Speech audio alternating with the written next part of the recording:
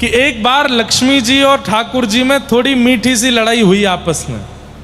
इसको प्रणय कलह कहते हैं, प्रेम भरा नोक झोंक हर पति पत्नी में होना चाहिए। ठाकुर जी आज्ञा करते हैं पति को घर आकर के देखे कि पत्नी अनुकूल है, ना डांट रही है, ना लड़ रही है, कुछ भी नहीं कह रही है, सब बढ़िया बढ़िया हो रहा है, तो पति को ऐसा कुछ करना चाहिए कि थोड़ी सी नोक झोंक हो। ठाकुर जी आज्ञा कर रहे हैं। रुक्मणी जी से जब से ब्याह हुआ, रुक्मणी जी लड़ती नहीं ठाकुर जी से, तो ठाकुर जी एक दिन आए, बोले कि आज कुछ ऐसा करें कि थोड़ी लड़ाई हो।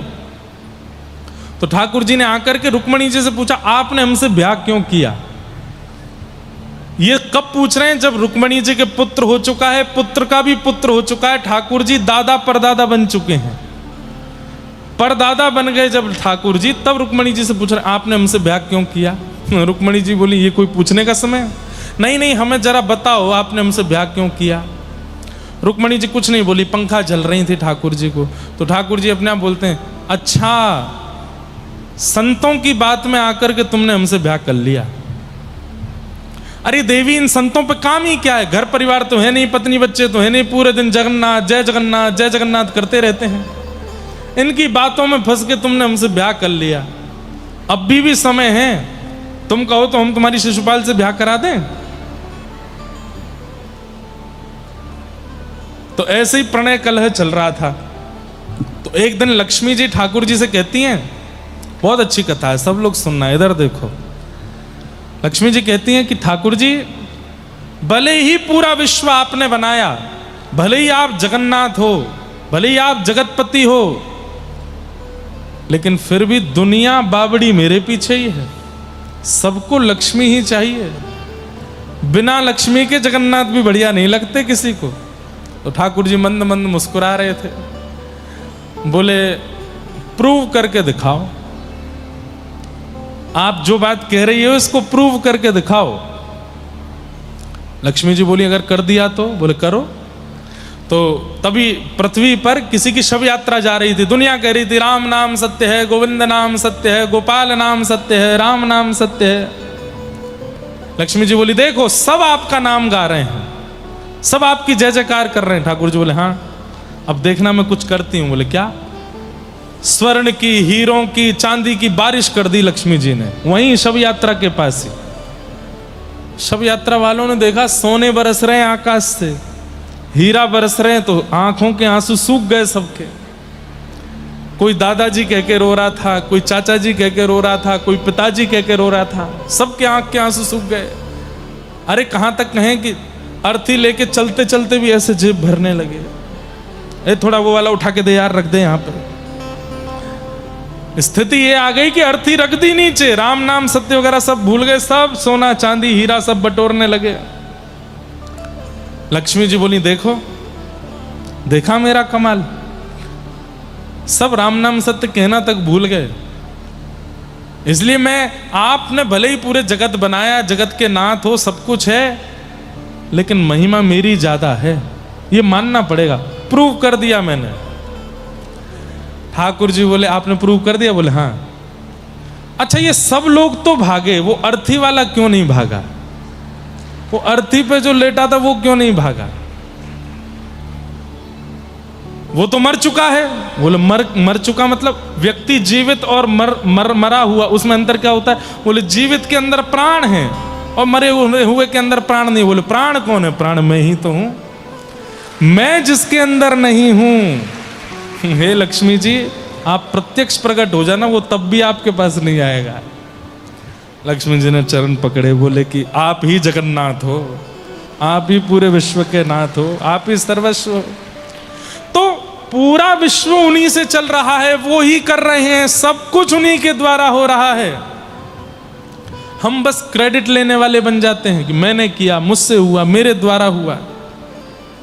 अरे आप कोई धर्म का कार्य कर रहे हो, पुण्य का कर्म कर रहे हो, समाज सेवा का कार्य कर रहे हो, ठाकुर जी की इच्छा नहीं हो, कर लोगे आप? नहीं कर सकते।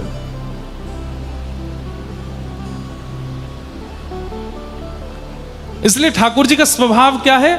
सब कुछ करने के बाद भी क्रेडिट आपको दे देते हैं, मान आपको दे देते हैं। गिरिराज जी उठाएं और क्या कह रहे हैं? गोपियों के हाथ का निकला मक्खन मैंने पाया तो मेरी भुजा में इतना बल आ गया, मैंने गिरिराज जी उठा लिए। सबरे ग्वाल बाल बोले लाला सबरो गोपी नहीं दे देगो, कछु हमारे बारे में बता दे। बोले कछु गोपन करी सहाय। अरे आप सब ग्वाल बालों ने भी मेरी सहायता करी। बोले कैसे? जैसे ही मैंने गिरिराज जी उठाए तो गोपियों के मक्खन के बल से मैंने गिरिराज जी उठाए, और वाक्य बाद आप सब मेरी उंगली की ओर देखने लगे तो आप सबकी शक्ति निकल के मेरी उंगली में आ गई, मैंने गिरिराज जी उठा लिए। अब ये बात बिल्कुल लॉजिकल नहीं है। देखने से किसी में शक्ति जाती है क्या? वैसे त्रेता में ऐसा हुआ भी है।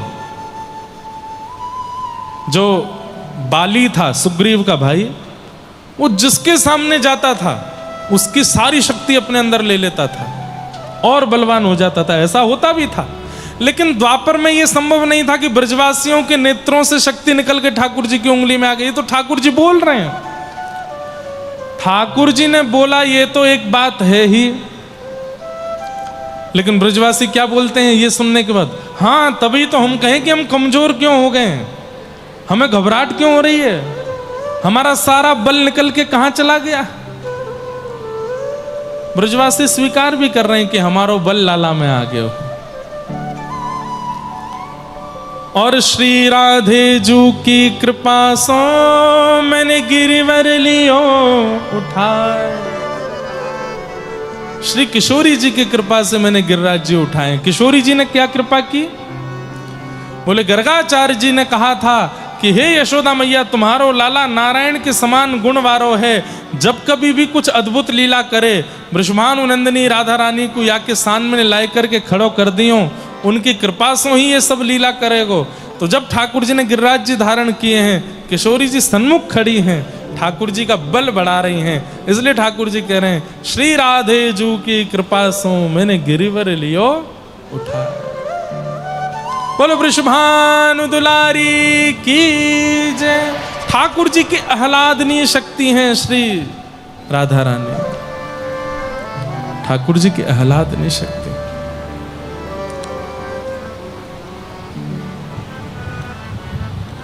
हम कथा में कहा करते हैं कि हमारे शरीर के पिता और आत्मा के पिता दोनों एक ही हैं। हमारी आत्मा के पिता भी आप ही हैं, शरीर के पिता भी आप ही हैं, क्योंकि गुरु दीक्षा लेने के बाद गुरु आत्मा का पिता होता है।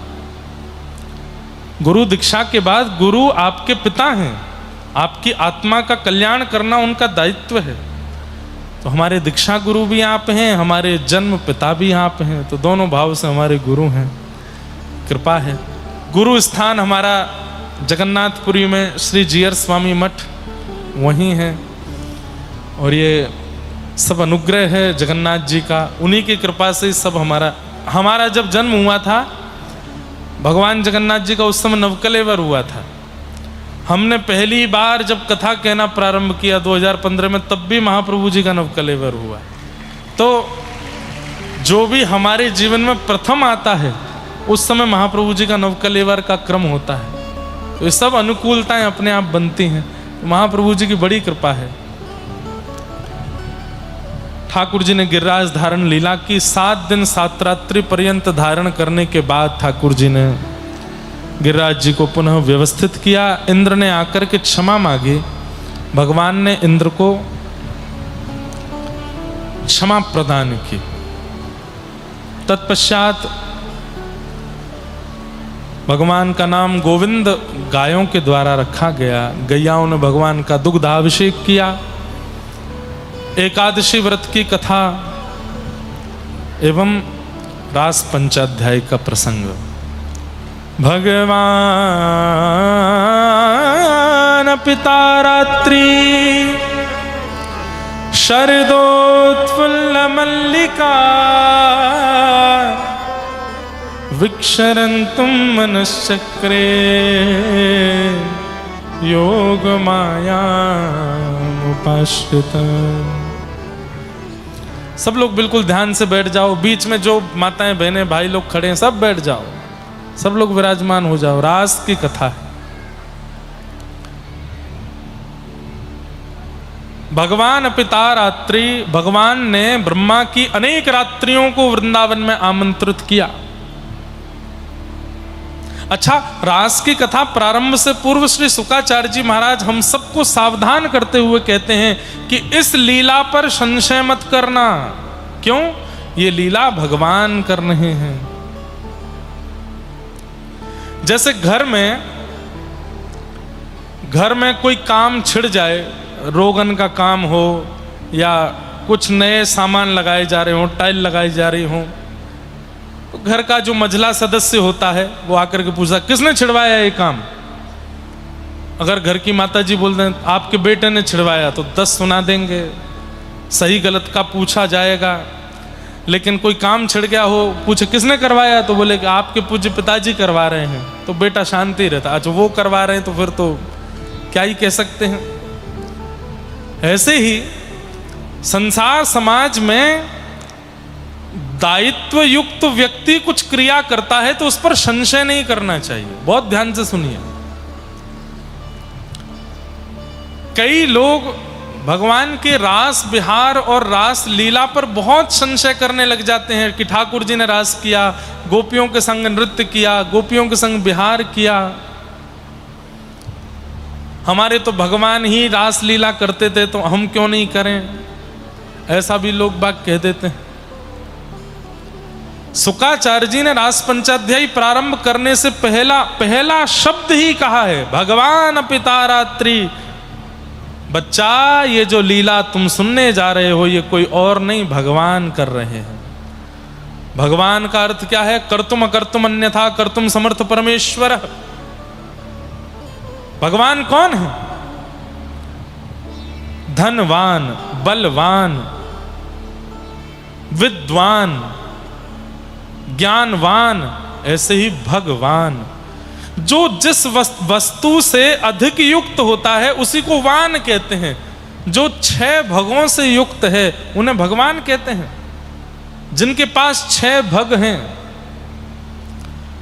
उत्पत्ति प्रलयम चैव भूतानाम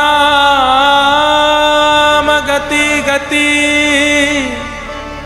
वेत्ति विद्याम विद्यां च सवाचो भगवान इति।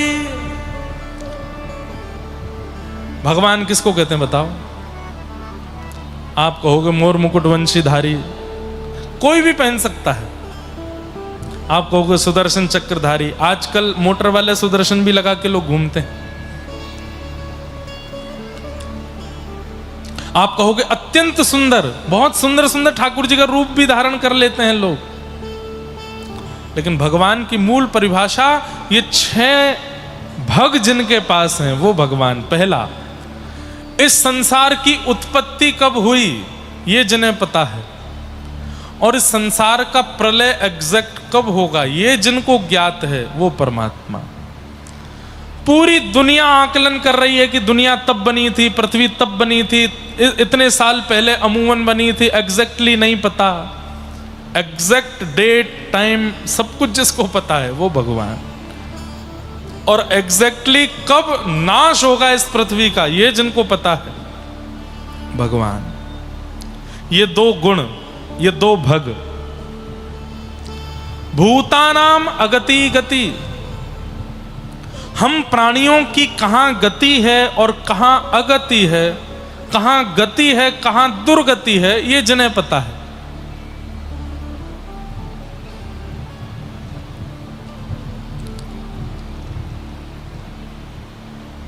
कर्म गति तारे नाही टरे, कर्म गति तारे नाही टरे। देखो, एक बात हम बता रहे हैं, बहुत ध्यान से सुनना। मुनि वशिष्ठ से पंडित ज्ञानी, मुनि वशिष्ठ से पंडित ज्ञानी, सोच के लगन धरे, सोच के लगन धरे। वशिष्ठ जी राम जी और सीता जी का पूर्ण देख करके, कुंडली आदि मिलान करके, सारे गुण गुण मिला करके दशरथ जी को कहते हैं बहुत सुंदर है, आप राम जी को आज्ञा दो कि विवाह कर लें। राघव जी का विवाह हुआ। वशिष्ठ मुनि ने सब कुछ देख लिया था, सब कुछ देख लिया, योग लगन सब कुछ बहुत बढ़िया थी, लेकिन हुआ क्या?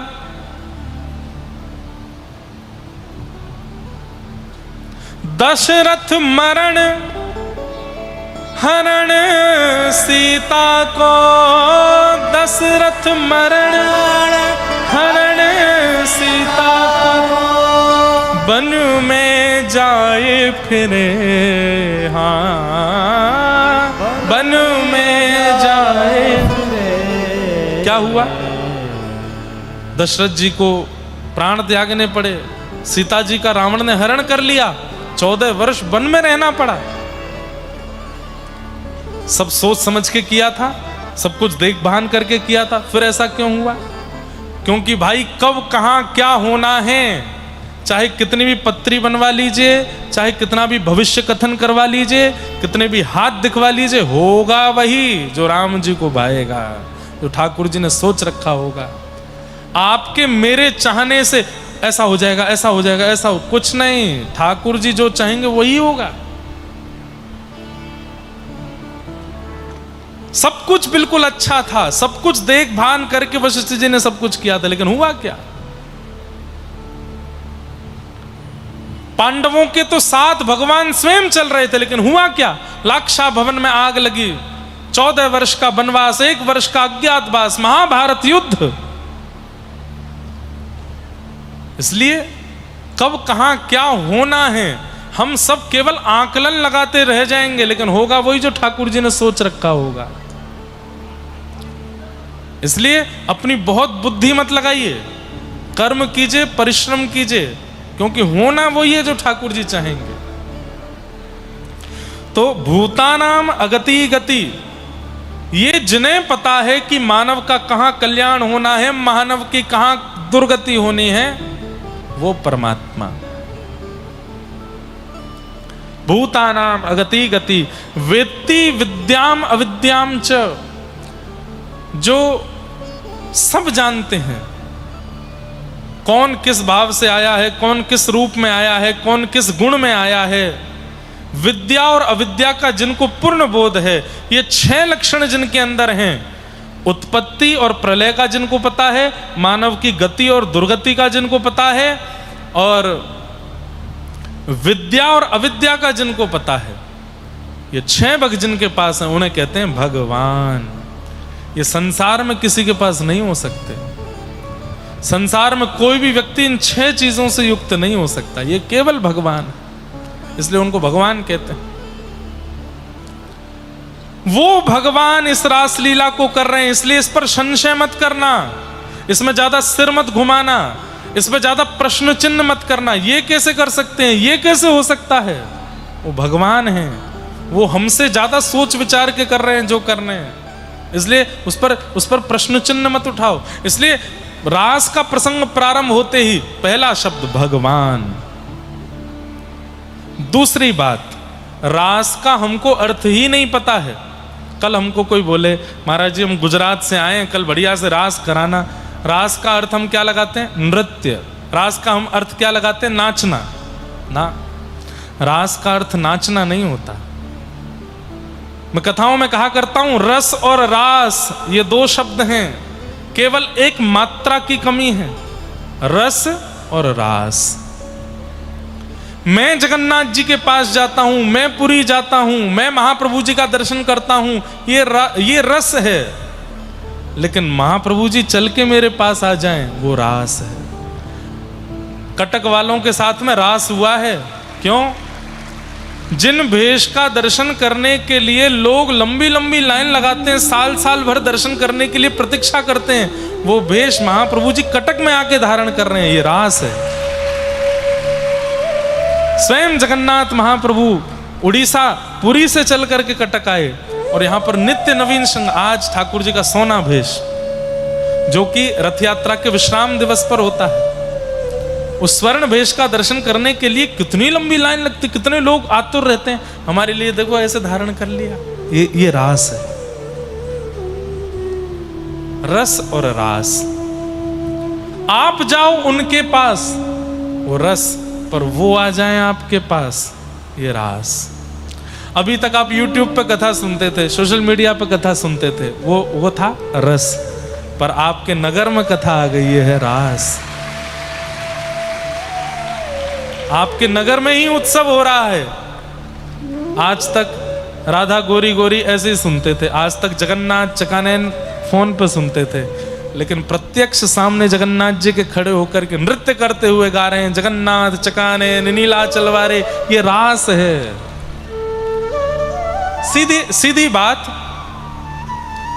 आप ठाकुर जी को प्राप्त करने की योजनाएं बनाओ, वो रस है, पर आपसे प्रसन्न होकर ठाकुर जी आपसे मिलने की योजना बना लें, वो रास है। श्री माधवदास नित्य मैं याद करता हूं उनको कथा में, बहुत अच्छा चरित्र है माधवदास जी का। एक बार माधवदास जी जगन्नाथ महाप्रभु के पास गए और जाकर के बोले जय जय, बोले हाँ हम जा रहे हैं। बोले कहाँ? वृंदावन। जगन्नाथ जी बोले हमको अकेला छोड़ के जाओगे? बोले अकेला थोड़ी छोड़ के, सुभद्रा जी हैं, बलभद्र जी हैं, सुदर्शन जी हैं, महालक्ष्मी मैया बैठी हैं, वही सब चारों तरफ देवी देवता बैठे हैं, ऊपर नील चक्र है और सारे हमारे उड़िया सब आपके सेवक भक्तजन हैं, सबके बीच छोड़ के जा रहे हैं आपको? ठाकुर जी बोले सब तो हैं, पर तुम तो नहीं रहोगे हमारे पास, वृंदावन जाओगे। और ये उस काल की बात है जब वृंदावन, पुरी से वृंदावन जाने में 6 महीने लगते थे। ना गाड़ी है, ना घोड़ा है, ना ट्रेन है, कुछ भी नहीं था, जंगल पार करने पड़ते थे। महाप्रभु जी बोले हम यहां बैठे तो हैं तुम्हारे पास, मत जाओ वृंदावन। माधवदास जी बोले नहीं नहीं, एक बार तो मैं वृंदावन दर्शन करके आऊंगा, आपकी लीला स्थली। तो जगन्नाथ जी बोले काम करो, मुझे भी संग ले चलो। यही तो है रास, कि मैं पुरी से दूर जाने की योजना बनाऊं तो महाप्रभु जी विचलित हो रहे हैं, तू क्यों जा रहा है मुझसे दूर, मेरे संग रहे, मेरे पास रहे, यही रास है। माधवदास जी बोले आपको भूख इतनी लगती है, एक तो आपका शरीर इतना बड़ा है, श्री मंदिर से गुंडीचा जाने में तो रथ बनाना पड़ता है, और वो रथ भी चलता है तो महाराज पूरी जमीन में ऐसे, अभी जाके देखें पुरी के क्या बोलते हैं उसको, बड़दंड, बड़दंड बोलते हैं, बड़ो दंड, बड़ो दंड हाँ, हर है तो शब्द बड़दंड ही, पर वह उड़िया प्रोनाउंसिएशन में बोलेंगे बड़ो दंड।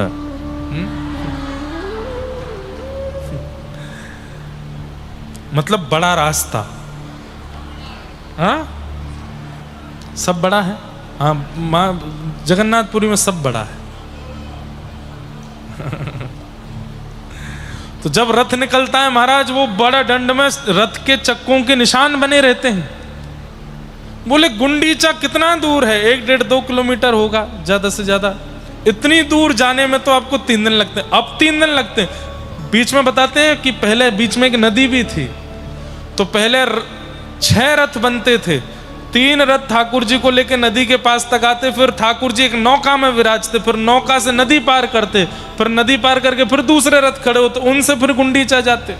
तब कितना दिन लगता होगा? यहां से गुंडीचा जाने में तो इतने दिन लगते हैं। आपको लेके वृंदावन जाऊंगा तो वृंदावन पहुंचते पहुंचते मेरे प्राण निकलने का समय आ जाएगा। आप विराजो जगन्नाथपुरी में, मैं अकेला जाऊंगा।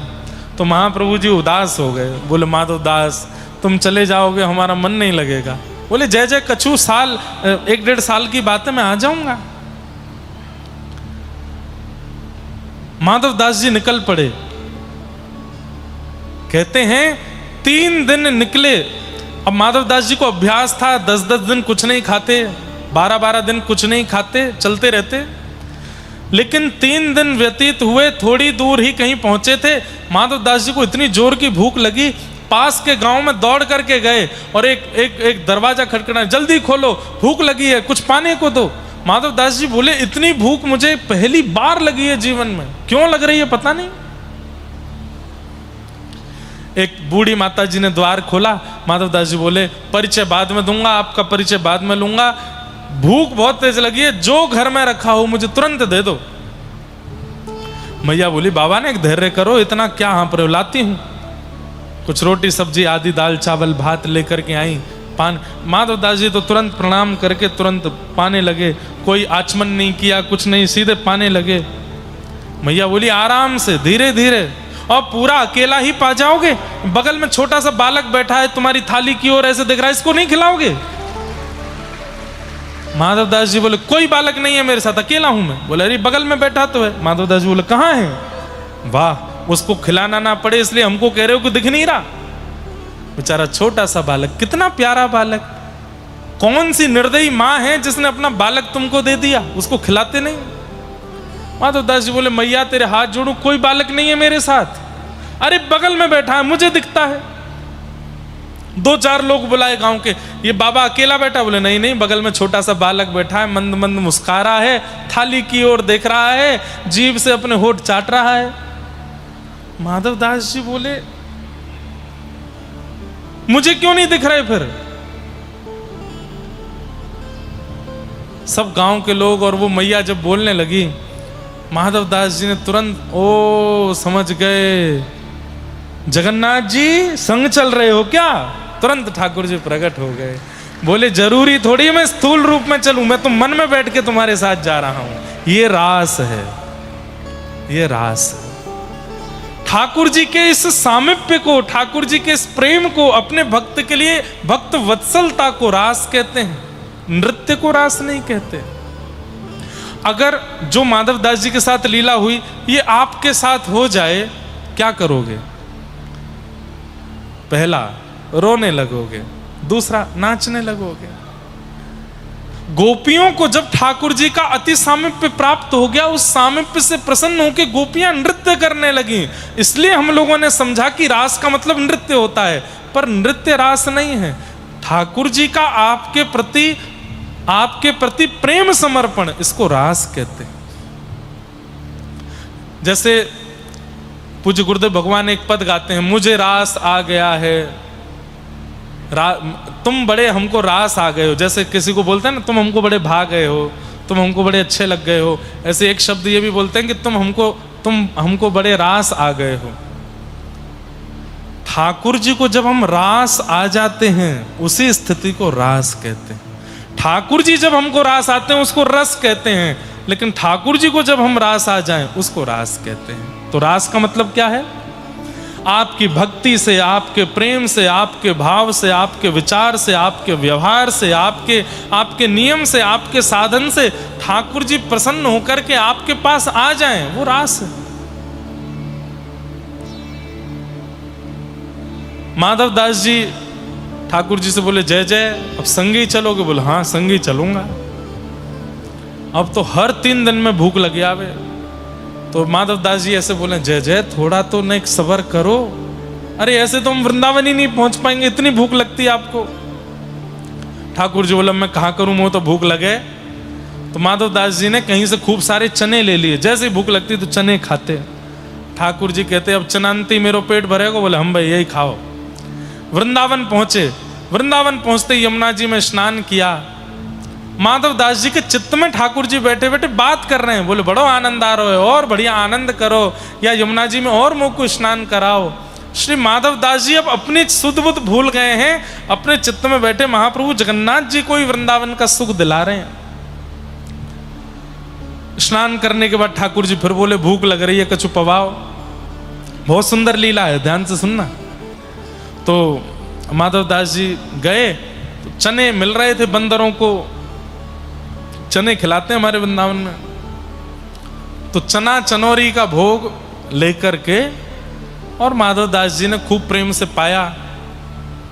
माधवदास जी की खुराक 1 गुनी 2 गुनी नहीं बढ़ी है, 8 गुनी बढ़ गई है, क्योंकि अष्टयाम भोजन करते हैं ना ठाकुर जी, 8 बार प्रसाद पाते हैं।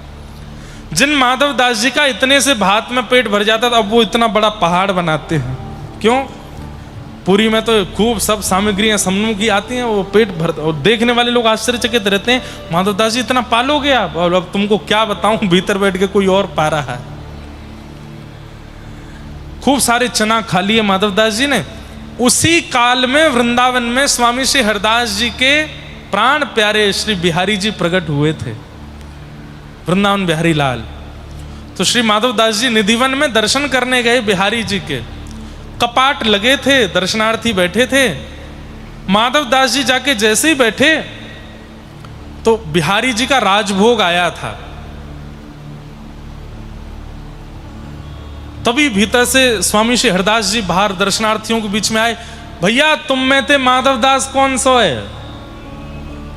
तो माधवदास जी बोले, मैं पहली बार वृंदावन आया, स्वामी श्री हरदास जी से कभी मिला नहीं, आपको मेरा नाम कैसे पता? बोले यहाँ पे आ बाबा। अरे ये हमारे महलन को ठाकुर है, ये लाड़ प्यार को ठाकुर, तेने कच्चे कच्चे चना खवाए करके या को गलो सुखाई दियो। माधवदास जी बोले आपको कैसे पता? बोले देख भीतर बिहारी जी अपना मुंह खोल के दिखा रहे हैं कि मेरा मुंह छिल गयो है, माधवदास ने इतने चना खवा दिए मेरा मुंह सूख गयो है, मुंह को 56 भोग पवाओ। माधवदास जी के नेत्र सजल हो गए। मतलब आज की भाषा में बोलूं तो जैसे हमारी मोबाइल सिम जो होती है, जिस स्टेट में जाते हैं वहां का नेटवर्क पकड़ लेती है। तो जब तक उड़ीसा में थे चित्त में जगन्नाथ जी थे, वृंदावन जाते बिहारी जी आ गए। और वो चना जब खाए तो बिहारी जी का मुंह छिल गया मंदिर में, और मुंह खोल करके बिहारी जी स्वामी जी को दिखा रहे हैं मेरा मुंह छिल गयो, माधवदास ने सूखे चना खवाई दिए मुंह को। तब फिर सुंदर पेय बनाया, घी और दूध का मिश्रण करके बिहारी जी को पवाया, तब बिहारी जी को शांति मिली, आनंद हुआ। माधवदास जी बोले नाथ इतनी कृपा आप मुझ पर कर रहे हैं, दुनिया आपके सामने खड़े होकर के भोग लगाती है, आप नहीं पाते, आप मेरे चित्त में आके बैठ गए। मैं जो पाऊं वो भोग लगा लेते हो, मैं जो स्नान करूं वो आप आनंद करते हो, मैं जो पहनूं वैसा आपको सुख मिलता है। इसको रास कहते हैं। और ऐसे रास का अनुभव व्रजमंडल की असंख्य गोपियों को देने के लिए ठाकुर जी ने शरद पूर्णिमा की रात्रि को व्यवस्थित किया। इसलिए इस रास के विषय पर संशय मत करना। स्त्री पुरुष का भाव रख करके यदि रास की कथा सुनोगे तो मन में दोष आएगा, मन में संशय आएगा। पर यदि भक्त और भक्त के प्राणनाथ प्यारे श्री परमात्मा का भाव रखोगे तो रास में डूब जाओगे और इच्छा होने लगेगी। अच्छा, भक्ति पथ, इस भक्ति पथ का गंतव्य क्या है, डेस्टिनेशन क्या है, प्रारंभ क्या है और डेस्टिनेशन क्या है? प्रारंभ है रस और गंतव्य है रास। हम सब कथा इसलिए सुन रहे हैं, हम सब नाम जप इसलिए कर रहे हैं, हम महाप्रभु जी की एकादशी इसलिए कर रहे हैं कि एक दिन वो रास हमारे साथ भी हो। ठाकुर जी इन लाखों में हमें प्रायोरिटी देके देखें, एक बार वो सुख हमको प्रदान करें। जैसा सुख भक्तिमती मीराबाई को दिया, जैसा सुख सूरदास जी को दिया, जैसा सुख सालबेग को दिया है। गजराज चिंता कला ठाई घोर जले न, गजराज चिंता कला ठाई घोर जले। अरे इस पर तो आपका कॉपीराइट है, ये तो आपका ही है। हम व्रज की भाषा में कुछ गाएं उस पर हमारा कॉपीराइट, पर उड़िया में कुछ गाएं तो ये तो आपका है ना। सालबेग गा रहे हैं। और एक बात बोलूं, गीत गोविंद पर भी आपका कॉपीराइट है। क्यों? जयदेव महाप्रभु की जन्मस्थली यहीं पास में ही है। मैं गया नहीं, मुझे अवसर मिलेगा तो मैं जाने का प्रयास करूंगा। गजराज चिंता कला ठाई घोर जलेन, गजराज।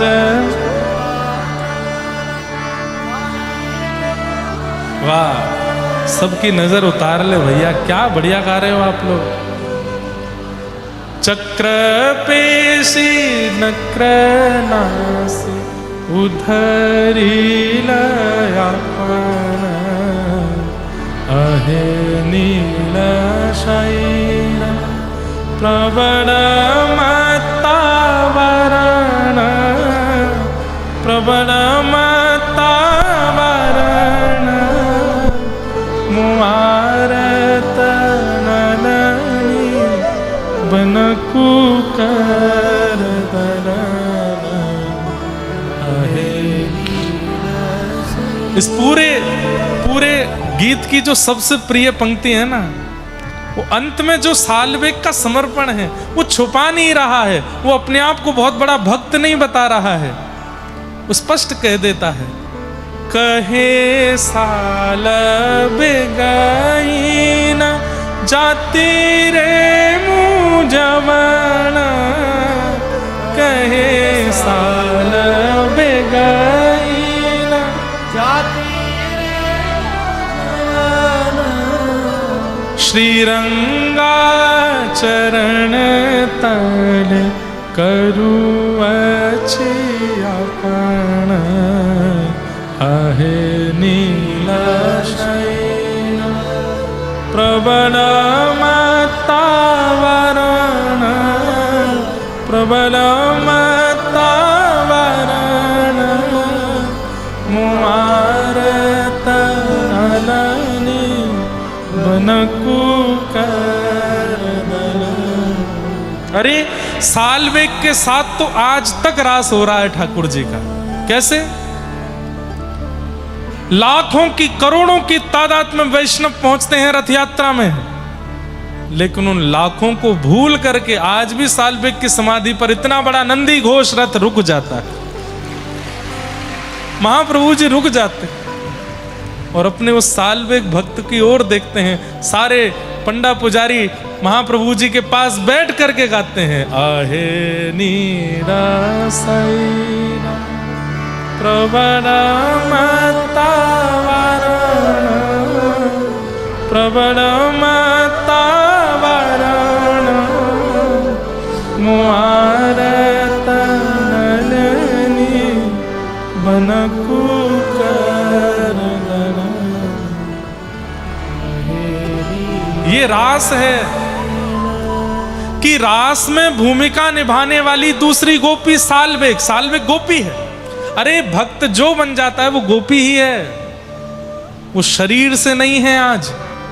लेकिन महाप्रभु जी आज भी अपना रथ रोकते हैं और साल्वेग के लिए जो ये प्रायोरिटी साल्वेग को देते हैं, लाखों को भूल करके रथ रोकते हैं, साल्वेग को अपना भोग भिजवाते हैं, साल्वेग की स्तुति का गान करके महाप्रभु जी ऐसे झूमते हैं। वो एक क्लिप है आज भी यूट्यूब पर, ऐसे महाप्रभु जी को सारे पंडा पुजारी लिए खड़े हैं और ऐसे झूम रहे हैं महाप्रभु जी को और ये स्तुति गा रहे हैं। मैं आज भी वो वीडियो देखता हूं, मेरे आंखों से आंसू आ जाते हैं।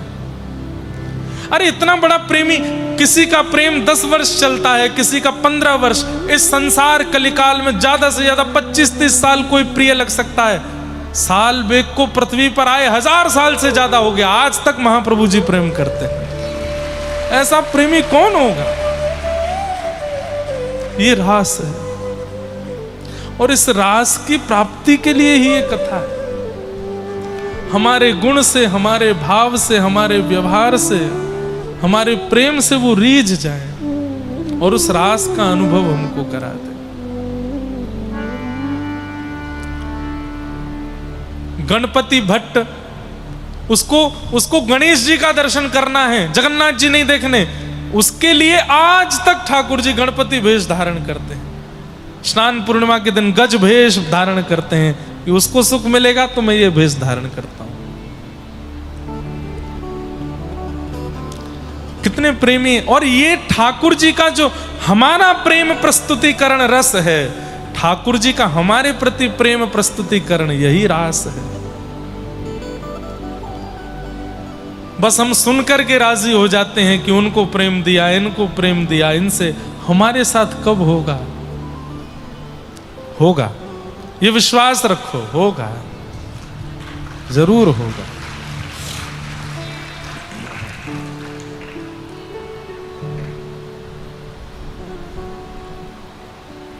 पूज्य पिताजी गुरुदेव बैठे हैं, इनको आहे नील शैल बहुत प्रिय है। इतना प्रिय है, जब गाते हैं सब वैष्णव मिलकर के अभी भी खूब भावुक हो जाते हैं सुन करके। और हमारे पूज्य मुरारी बापू कहते हैं, कथा में ठाकुर जी की चर्चा में यदि नेत्र सजल हो जाए तो समझो ठाकुर जी आपको छू रहे हैं, ठाकुर जी आपका स्पर्श कर रहे हैं।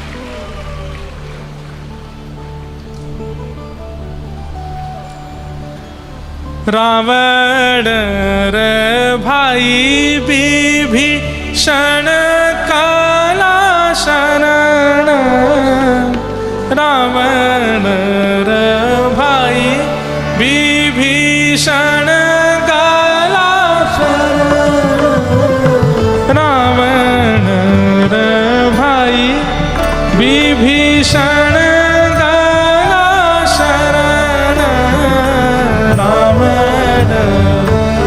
सब कोरस करो हमारा।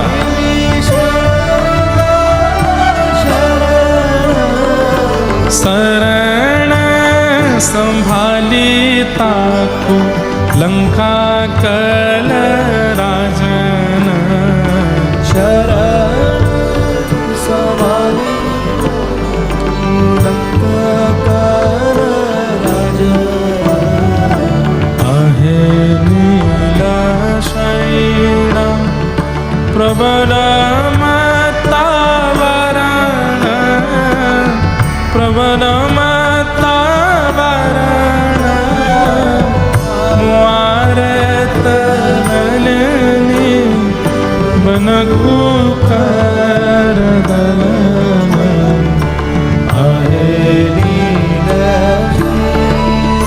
श्री जगन्नाथ महाप्रभु की जय। तो स्पष्ट हुआ रास किसको कहते हैं। ये व्रज की गोपियां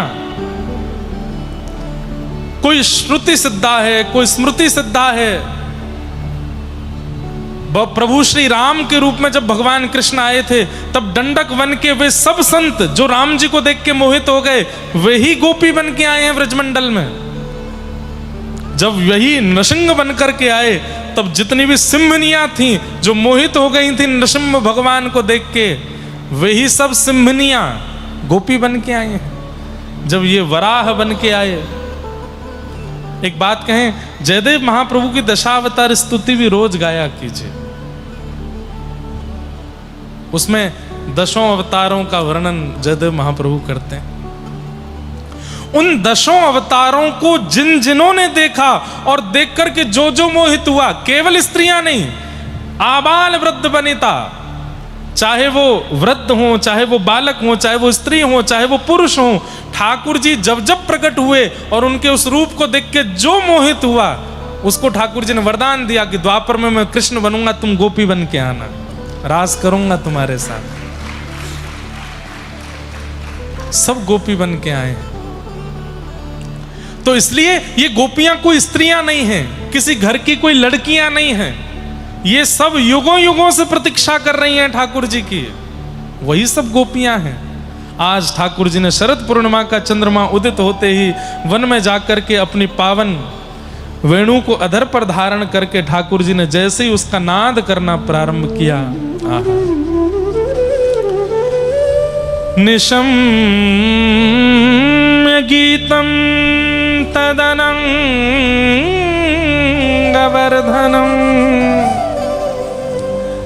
व्रज स्त्रिय कृष्ण गृहीत मानसा आजग्मुरन्योन्यमलक्षितोद्यम सयत्र कांतो जबलोल कुंडला। ठाकुर जी ने जैसे ही वेणु में नाद करना प्रारंभ किया तो जो कृष्ण प्रेम में हैं उनको और जो कृष्ण प्रेम में नहीं हैं सबको अलग अलग सुनाई दे रहा है। जो सामान्य है, जो कृष्ण को केवल नंद का लाला मानते हैं, उनको लग रहा है कि कन्हैया वंशी बजा रहा है। लेकिन कृष्ण प्रेम में जितनी गोपियां थी जो वर्षों से प्रतीक्षा कर रही, युगों से प्रतीक्षा, जन्मों से प्रतीक्षा, उन सबको स्वर नहीं है, शब्द सुनाई दे रहा है। कान में जाकर के वो वेणु की ध्वनि कहती, चल गोपी, मिलवे को समय आयो है, जल्दी चल। जैसे कथा होती है, हजारों लोग बैठे हैं, पर कई लोगों को लगता है कि व्यास जी केवल मंच पर बैठ के 3 घंटा टाइम पास करते हैं। कई लोगों को लगता है कि शब्दों का वाचन करते हैं, कई लोगों को लगता है ये लटके झटके बोलते हैं। पर यहाँ बैठे कई लोग, उन्हें ये नहीं पता होता कि हजारों बैठे, उनको लगता है ये कथा मेरे लिए हो रही है, ये बात मुझे बताई जा रही है, ये मुझे सुनाई जा रही है। और वो सुन करके व्याकुल हो जाता है, दौड़ पड़ता है वृंदावन या पुरी की ओर। वही गोपी है, उसके लिए कथा वेणु का रूप धारण कर लेती है। सब अलग अलग भावना से सुन रहे हैं कथा को। कोई केवल समय पूरा करने के लिए सुन रहा है, कोई कथा के बाद मिलने वाले प्रसाद के लोभ में सुन रहा है, कोई किसी भजन के लोभ में, कीर्तन के लोभ में सुन रहा है, और कोई केवल इसलिए कि मेरे भीतर जो प्रेम है उस प्रेम को कोई और स्फुटित कर दे अपनी वाणी से, इसलिए सुन रहा है। ये जगन्नाथ मुझे और प्रिय हो जाए, कोई इसलिए सुन रहा है। और कथा सुनकर के जो रह नहीं पाता, जो बेचैन हो जाता है महाप्रभु जी के दर्शन के लिए, वही गोपी है। उसके लिए कथा ही वेणु है। सबके लिए अलग अलग है। तो जैसे ही कानों में ध्वनि पड़ी तो सब बोले कन्हैया वंशी बजा रहे है, लेकिन युगों से प्रतीक्षा कर रही गोपियां बोली श्री कृष्ण बुला रहे हैं, अब मिलने की बेला आई है। और दौड़ पड़ी गोपियां, यत्र तत्र कार्यों में लगी थी, यत्र तत्र कार्यों को उसी क्षण छोड़ करके भागती हैं। कार्यों का वर्णन किया गया है। इन कार्यों में लगा हुआ व्यक्ति कार्य को अधूरा छोड़ के भाग ही नहीं सकता। क्या क्या कार्य कर रही हैं? तो एक बताया, दूध काट रही है, और काटते काटते, अब दूध काटने में कितनी तत्पर है, तभी वेणु की ध्वनि आई, तुरंत भागी छोड़ के, हाथ भी नहीं धोए। अरे दूध का जो पात्र रखा था उसको संभाला भी नहीं। इसका मतलब क्या है? प्रतीक्षा बहुत दिनों से थी, बस अवसर ढूंढ रही थी। आप कहोगे ये बड़ी बात नहीं, और कुछ बताओ। पति को भोजन करा रही थी, पति ने कहा सुनो, दाल में थोड़ा रामरस नमक कम है, नमक लेके आना। नमक लेने गई, तुरंत वेणु की ध्वनि कान में आई तो लगी भागूं, जल्दी दौड़ूं, कन्हैया बुला रहे हैं। तो नमक की जगह शक्कर लेकर के भागी, दाल में डाल करके भागी वहां से। आप कहोगे और कुछ बताओ। तब कहते हैं स्नान कर रही थी एक गोपी, और स्नान करके वस्त्र पहनने की स्थिति में थी, उसी समय कानों में वेणु की ध्वनि पड़ी। तो जहां जो वस्त्र जैसे पहनना चाहिए वैसे ना पहन के अस्त व्यस्त वस्त्र पहन के दौड़ी है ठाकुर जी से मिलने के लिए। आंजलोचने, चौथी गोपी क्या बोले, आंख में काजल लगा रही है। एक आंख में काजल लगा था, तभी वेणु की ध्वनि आई तो एक में ही लगे में ही भागी है ठाकुर जी से मिलने। किसी और ने कहा अरे दूसरी आंख तेरी छोटी लग रही है, एक आंख बड़ी लग रही है, इसको ठीक तो कर। दौड़ करके वापस गई, बोले अब इसमें काजल लगाऊंगी, समय लगेगा, ध्यान लग नहीं रहा, हाथ कांप रहे हैं, कन्हैया बुला रहे हैं। काजल हाथ में लिया, पूरे मुंह पे ही लगा लिया। अब एक में काजल एक में नहीं, ऐसा पता नहीं चलेगा, पूरे मुख पे ही काजल है। दौड़ी, दूसरी गोपी बोली अरे राम कहां बन के आई है, ये कहां कर लियो तेने? कन्हैया रूप नाए देखे, अगर रूप देखना होता तो पूतना बहुत सुंदर बन के आई। कन्हैया ने अपनी आंखन पे हाथ धर लियो, वो रूप नाए देखे, वो तो भाव देखे, वो तो मन देखे। अब देर मत कर, चल जल्दी। काजल लगा के दौड़ी। कोई अपने बालक को सुला रही थी, कितना कितना आवश्यक कार्य होता है बालक को सुलाना, लेकिन उस स्थिति में कान में ध्वनि पड़ी, बालक को उसी वैसी स्थिति में छोड़ के भागी है। एक गोपी को तो उसके पति ने पकड़ लिया, बोले कहां जा रही है? बोले मेरे प्रियतम बुला रहे हैं, श्याम सुंदर बुला रहे हैं, परमात्मा बुला रहे हैं, आज मत रोको, जाने दो।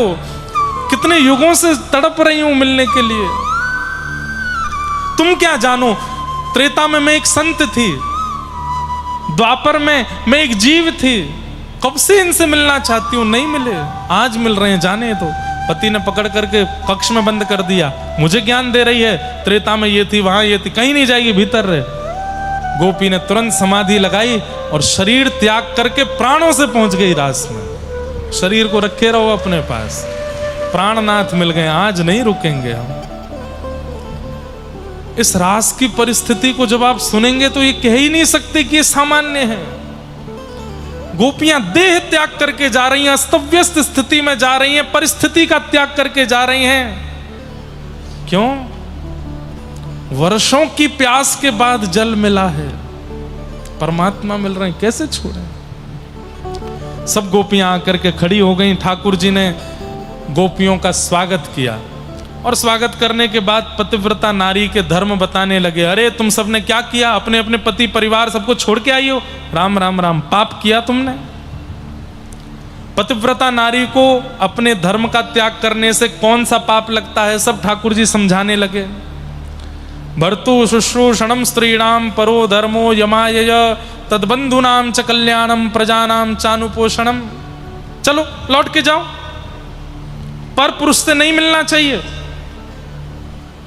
अपने पति के पास रहो, अपने बच्चों का ध्यान रखो, सास ससुर ननद सबका ध्यान रखो। कहां आ गई हो रात्रि में मेरे पास? चलो जाओ लौट के, पाप लगेगा तुमको।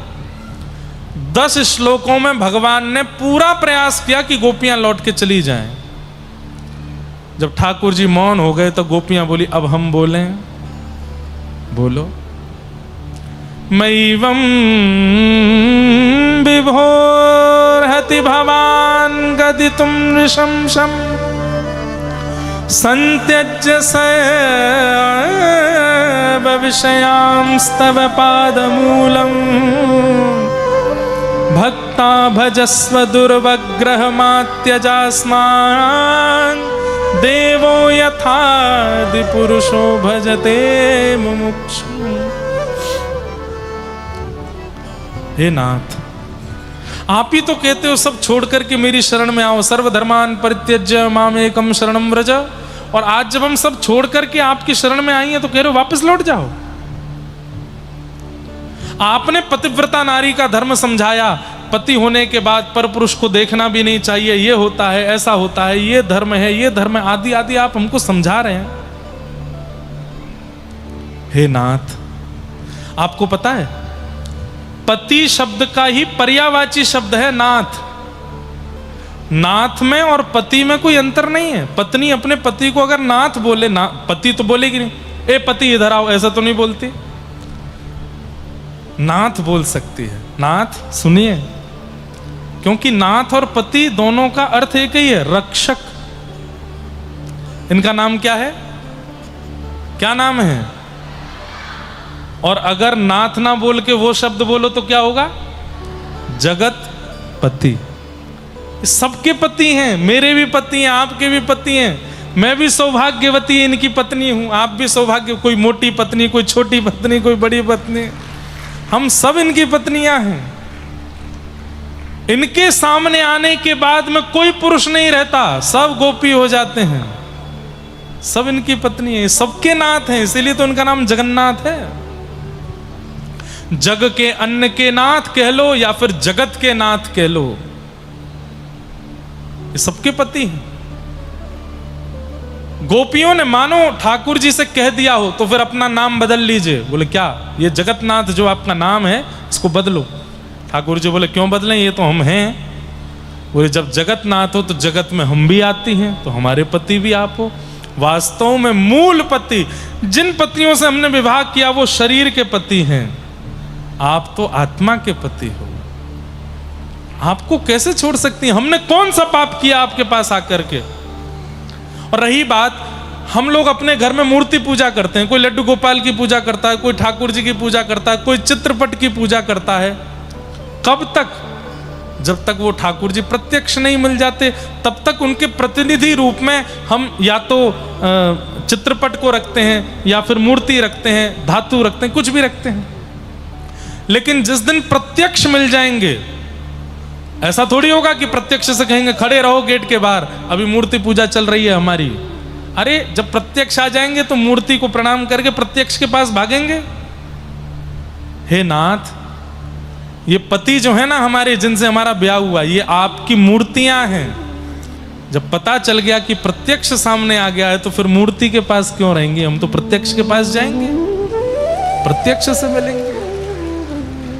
एक बात कहें, एक शब्द आपने बहुत सुना, पतिव्रता नारी। ध्यान से सुनिएगा, पतिव्रता नारी जो अपने पति के अलावा किसी को ना देखे, पति का ही सर्वस्व भाव रखे।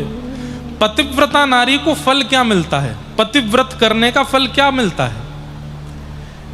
एक दिन अगर उसकी पतिव्रता में निष्ठा होगी, पति में निष्ठा होगी, पति में सर्वस्व भाव होगा, तो उस व्रत के फलस्वरूप पति रूपी एक पात्र से ठाकुर जी देखते हैं कि इसकी निष्ठा कैसी। जब ठाकुर जी को लगता है ओहो निष्ठा अटूट है, पति अंतर ध्यान हो जाता है, ठाकुर जी मिल जाते हैं।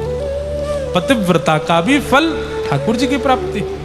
और इस बात का प्रमाण आता है वृंदा देवी की कथा में। जलंधर के लिए पतिव्रत करती है, तब ठाकुर जी पहुंच जाते हैं और मिलते हैं। लेकिन वहां समझाते हैं कि अरे जलंधर जैसे पापी व्यक्ति के लिए पतिव्रत क्यों करना। तो पतिव्रता का फल ही भगवत प्राप्ति है।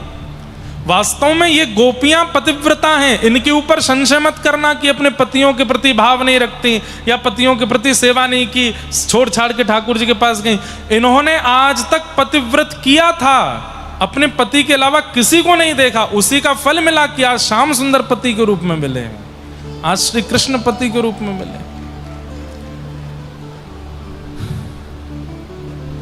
गोपियों ने कहा नाथ अब आप मिल गए हो, लौट के तो नहीं जाएंगे हम, चाहे आप हमारे प्राण हरण कर लो। दो तरीके हैं। बोले क्या? या तो हम आपको देखते देखते प्राण त्याग दें, तो आपको देखते देखते प्राण जाएंगे तो इस जन्म में नहीं तो अगले जन्म में तो मिलोगे, क्योंकि शास्त्र कहते हैं अंत में जो सोचते हैं देखते हैं अगले जन्म में वो मिलता है। तो या तो हम आपको देखते देखते प्राण त्याग दें, इस जन्म में नहीं तो अगले जन्म में मिल जाओगे। दूसरा तरीका क्या है? बोले हमारी एक वस्तु आपके पास है, वो वापस कर दो, चली जाएंगे हम। ठाकुर जी बोले हाँ वस्तु वापस करूंगा, बताओ कौन सी वस्तु है मेरे पास। ये देखो ठाकुर जी हारे और गोपियां जीती। क्या बोलती हैं गोपियां? चित्तम सुखेन भवता पहितम ग्रहेषु यन्निर्विशस्त्युत करावपि गुह्य कृत्ये पादौ पदम न चलतस्तव पादमूलात् यामः कथम ब्रजमथो करवाम किंबा। हमारी एक वस्तु आपके पास है, वापस करो। ठाकुर जी बोले क्या? हमारा मन है आपके पास, वापस करो। क्यों? बिना मन के वापस जाएंगी, ना पति में मन लगेगा, ना बच्चों में मन लगेगा, ना सास ससुर की सेवा कर पाएंगी, ना अपना नियम कर पाएंगी, ना घर चला पाएंगी। सब कहेंगे क्या हो गया, मन नहीं लग रहा। मन कहाँ है? मन तो कृष्ण के पास है।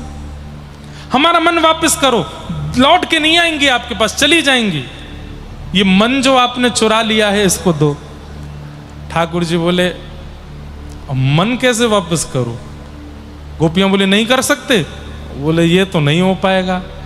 तो बोले फिर हमें स्वीकार करो, जब मन वापस नहीं कर सकते तो स्वीकार करो।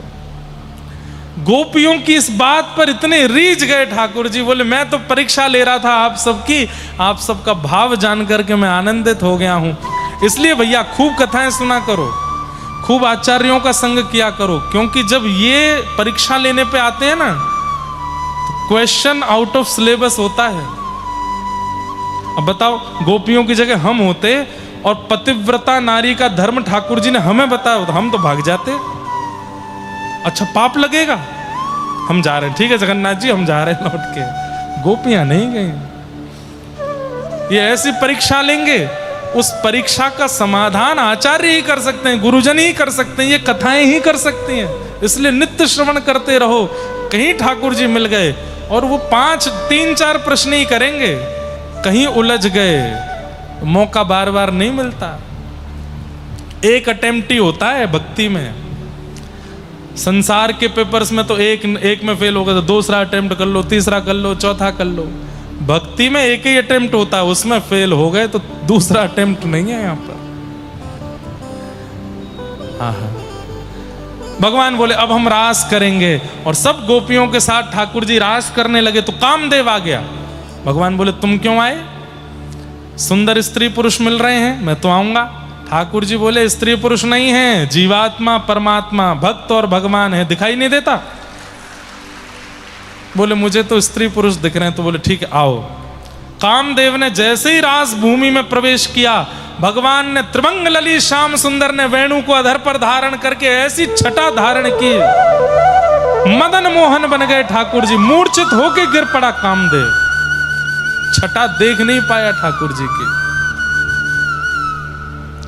नरसिंह मेहता जी का एक पद है, गुजराती में है, मैं गाऊंगा नहीं।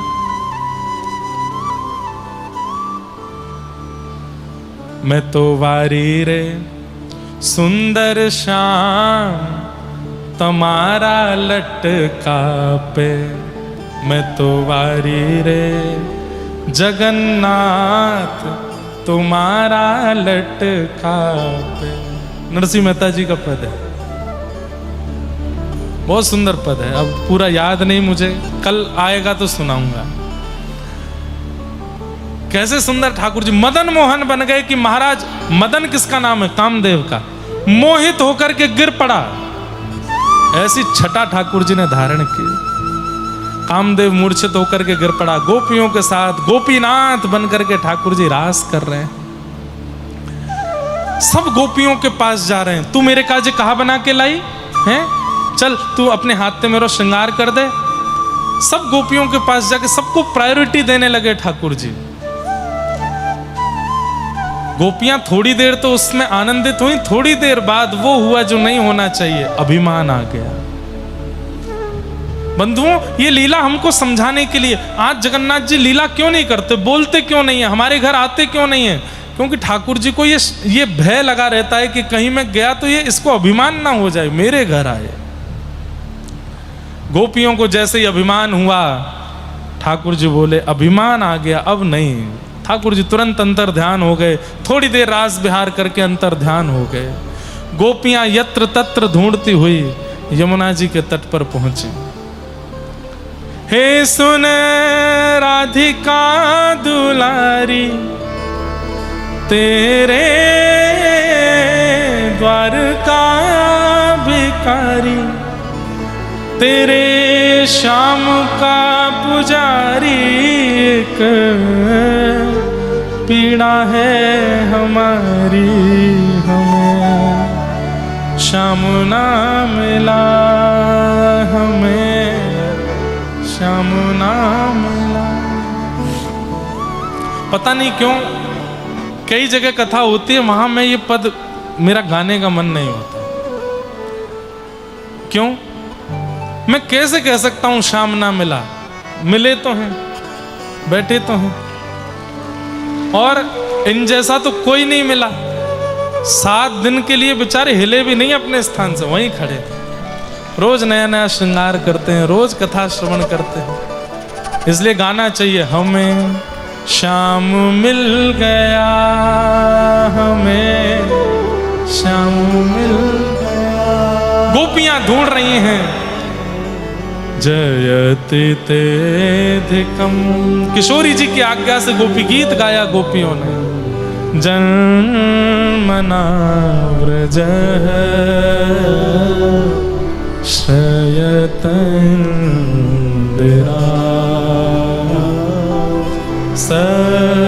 सस्वदत्रि दैत दृश्यता, दीक्षुतावक स्त्वयित्रिता सव स्वां विचिन्वते। शरदुदासे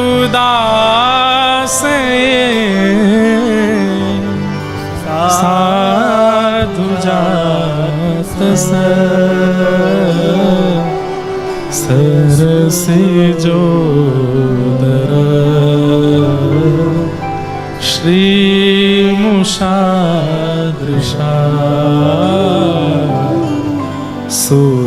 सुरतनाथ ते अशुल्क दासिका वरदने तो नेह किं वद।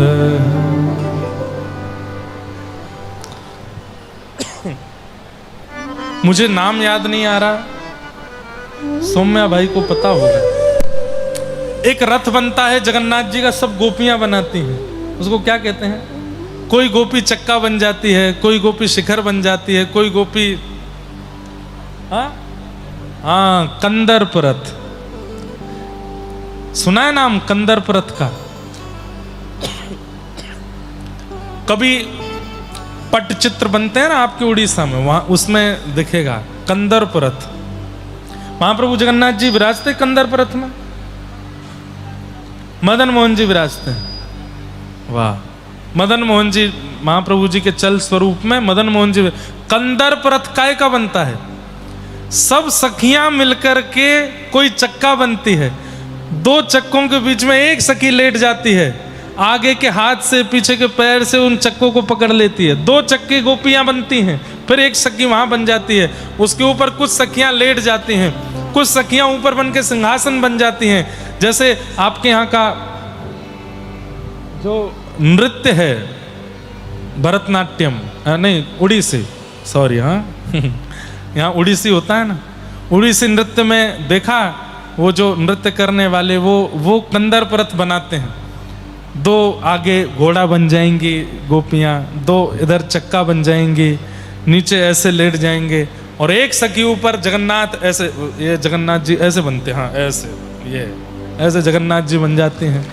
और फिर वो रथ चलता है, ठाकुर जी के ऊपर पूरा सब ऐसे बन जाते हैं। ठाकुर जी का वो रास है यहाँ जगन्नाथपुरी में, गोपियों के साथ कंदर्प रथ भाव से ठाकुर जी रास विहार करते हैं। गोपियां रथ बनती हैं, ठाकुर जी को लेके जाती हैं श्री जी के पास, कंदर्प रथ। हाँ, गुंडीचा में होता है। वाह, बहुत सुंदर, अद्भुत है। उड़ीसा के लोगों को पता नहीं है कि आपके पास कौन बैठे हैं, इसलिए खोजबीन करते रहा करो। बहुत कुछ होता है जगन्नाथपुरी में, लोगों को पता ही नहीं है। केवल महाप्रसाद पता है और दर्शन पता है, इसके अलावा कुछ नहीं पता, और बस रथ यात्रा पता है। अरे बहुत सारे उत्सव होते हैं, बहुत कुछ है जगन्नाथपुरी में। हम वृंदावन वाले तो तड़पते रहते हैं, इसलिए अपनी कथा में बताते रहते हैं। गोपियों के साथ ठाकुर जी, गोपियां गोपी गीत गाती हैं।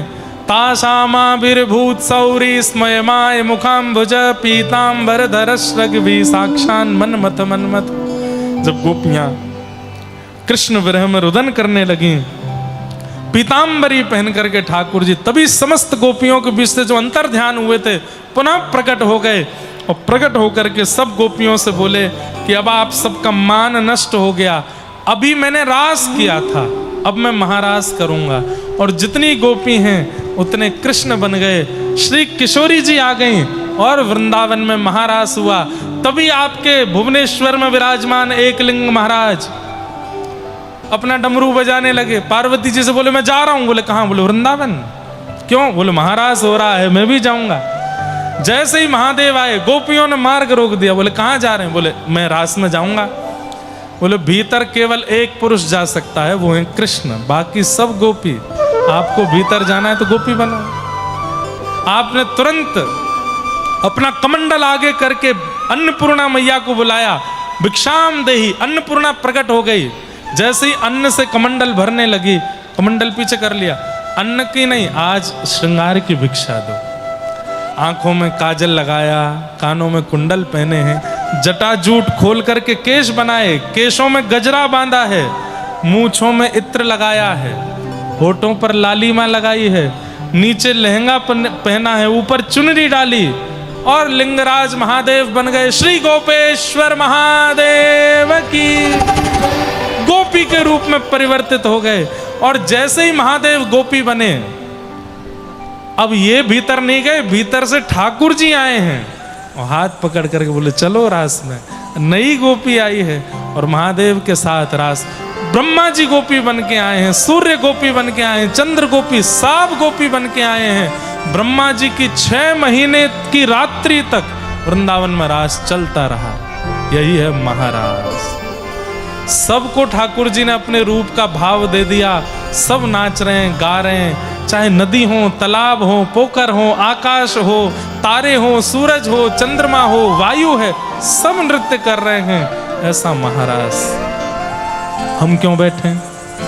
आज रुक्मणी विवाह जगन्नाथपुरी में हो रहा है, पर रास के भाव से हम श्री ठाकुर जी और श्री किशोरी जी का विवाह ही मना रहे हैं, ऐसा भाव रखो और उसी भाव से आज की कथा में आनंद करो। राधा नाचे, कृष्ण नाचे, नाचे गोपी जन। राधा नाचे, कृष्ण नाचे, नाचे गोपी जन। हे राधा नाचे, कृष्ण नाचे, नाचे गोपी जन। राधा नाचे, कृष्ण नाचे, नाचे गोपी जन। क्योंकि मन मेरा बन गया सखी रे पावन वृंदावन हो।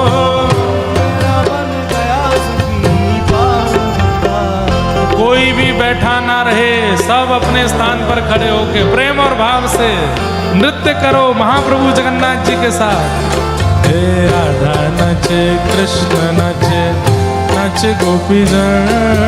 राधा नाचे, नाचे गोपी जन। क्योंकि मन मेरा बन गया सखी रे पावन वृंदावन हो।